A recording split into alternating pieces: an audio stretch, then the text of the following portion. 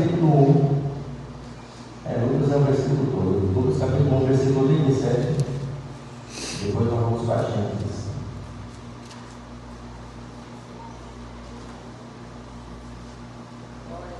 A igreja encontrou? Amém. Então, ouça, me acompanha. Diz assim o versículo 37. Porque para Deus nada é impossível. A igreja pode ver o que diz versículo. Porque para Deus nada é impossível. Agora vamos para Gênesis capítulo 18.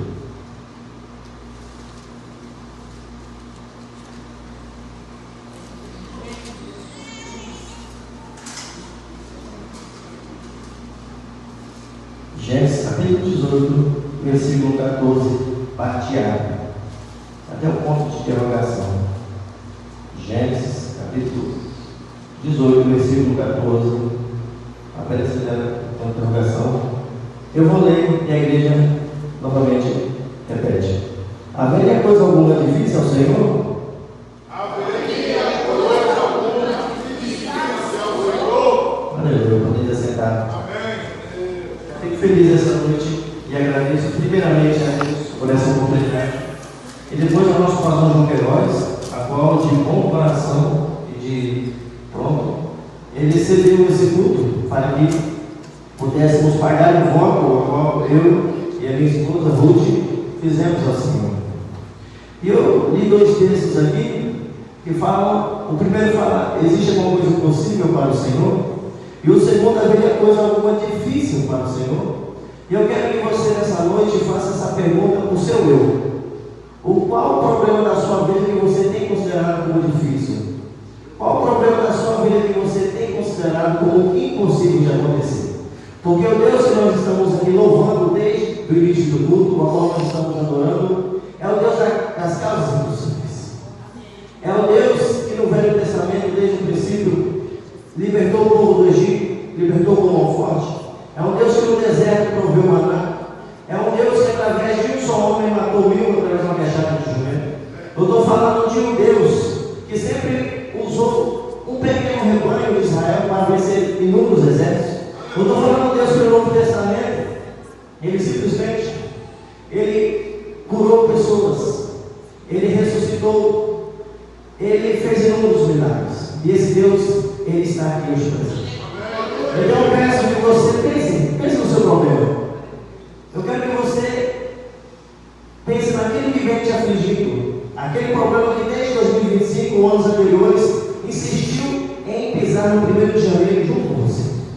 Talvez você pensou, esse problema vai ficar no ano passado, mas infelizmente ele vem contigo. Eu quero dizer, se você crê em Deus das causas possíveis, hoje ele vai ter uma solução para o seu problema.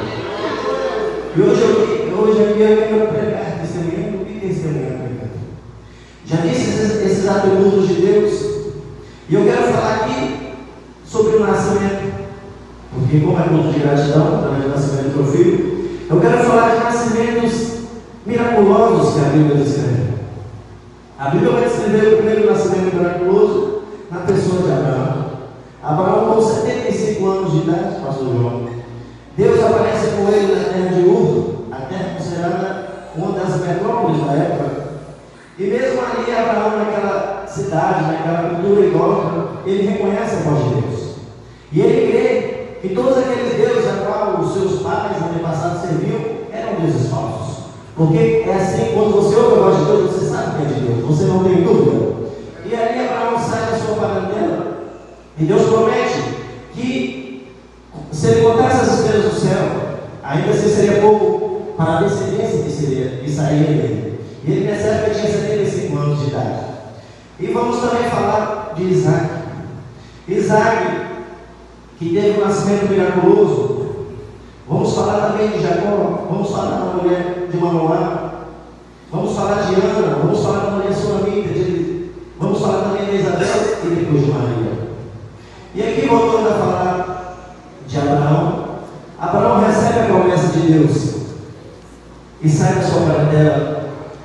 Da mesma forma que Deus, ele fala conosco, mas acontece que durante a caminhada, a promessa, irmão Samuel, não acontece de dia para noite, não é nos trabalhos deles.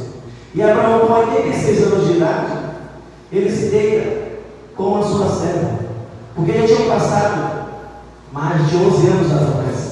E comparado o nosso tempo com o tempo de Deus, muitas das vezes a gente quer que uma promessa acontece amanhã. Alguém nos revelou uma profecia, amanhã a gente vai falar a Deus, opa, será que eu vou receber amanhã, segunda-feira? Mas o tempo de Deus é diferente. E ali Abraão, ele escolheu, ele vai e tem o filho Ismael com 86 anos de idade. Mas Deus tem a promessa fidedigna com Abraão, que saía dele e de Sara, aquela criança, a qual iria vir suscitar a nação de Israel. E quando eu faço um paralelo aqui, uma comparação do texto de Gênesis capítulo 18 e Lucas capítulo 1, eu vejo inúmeras semelhanças e coisas que também divergem. Eu vejo que Deus, ele fala com Abraão face a face, e já quando vai falar com Maria, ele manda o anjo. Eu vejo que Deus escolhe o nome de ambos os filhos antes de nascer. Deus falou para Abraão: o nome do seu filho será Isaac, e Maria, o nome do seu filho será Jesus.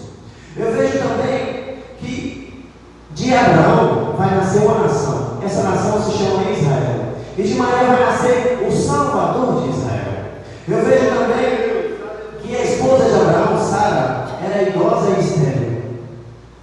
Ao nosso olhar cotidiano é impossível, é difícil ter filho. E eu vejo para Maria uma virgem. De que forma uma virgem vai ter filho? E eu vejo também que Deus, ele pede um sacrifício. Ele pede um sacrifício para Abraão. E ele, de forma indireta, quando Deus fala com Maria através do anjo Gabriel, é como se Maria, o Camargo, estivesse ali sabendo que ela ia ter uma gestação, mas sabendo que aquele filho não era dela, sabendo que Deus queria aquele filho, e ela entrega o filho realmente para Deus.